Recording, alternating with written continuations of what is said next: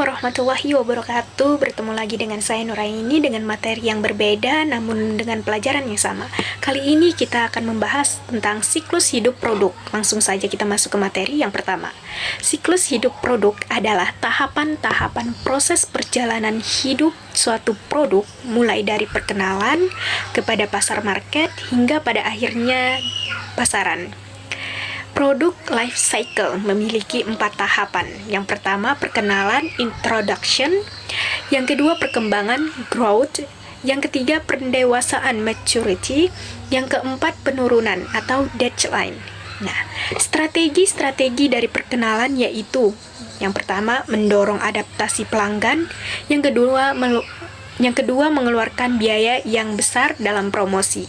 Yang ketiga, menggunakan strategi peluncuran atau harga. Yang keempat, mendistribusi yang terfokus pada wilayah yang terbatas. Selanjutnya, strategi-strategi perkembangan yaitu 1. Peluncuran cepat. 2. Harga tinggi. Yang ketiga, memperoleh laba. Berikutnya, strategi-strategi dari kedewasaan yaitu 1. Penjualan mencapai puncaknya atau dengan tujuannya. 2. Persaingan bisa sangat intens. Selanjutnya, strategi-strategi dari penurunan yaitu 1. Penjualan produk mulai menurun. 2. Kemungkinan ada penggeseran tren. Nah, berikutnya ada terkait siklus hidup produk dengan strategi pemasaran adalah mengombinasikan ketempat harga dan kegiatan promosi. Strategi ini ada 4, yaitu strategi peluncuran cepat atau rapid scamming strategies, menciptakan harga yang tinggi untuk memperoleh laba kotor per unit sebanyak mungkin. Yang kedua, dalam tahapan mengenal ada strategi penurunan lambat atau slow skimming untuk memperoleh laba kotor per unit sebanyak mungkin dan promosi yang rendah agar biaya pemasaran tidak terlalu tinggi.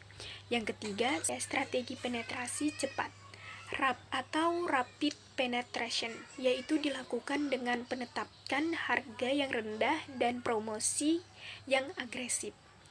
Yang keempat, ada strategi penetrasi lambat atau slow penetration, yang dimana dijalankan dengan penetapan harga yang rendah untuk menerima yang besar dari konsumen dan promosi yang rendah. Berikutnya ada tujuan siklus hidup produk, yaitu untuk mengelola dan memahami suatu perkembangan produk dengan tahapan-tahapan yang ada.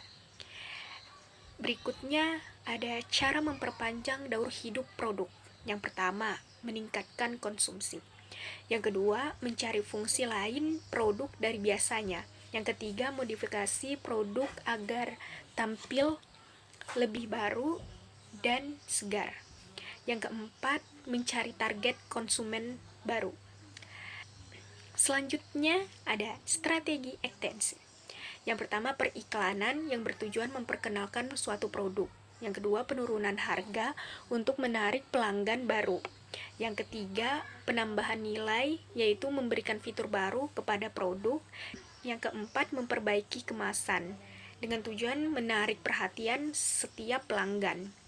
Yang kelima dan yang terakhir, yaitu yang kelima, menjelajahi pasar baru atau menjual produk hingga keluar negeri.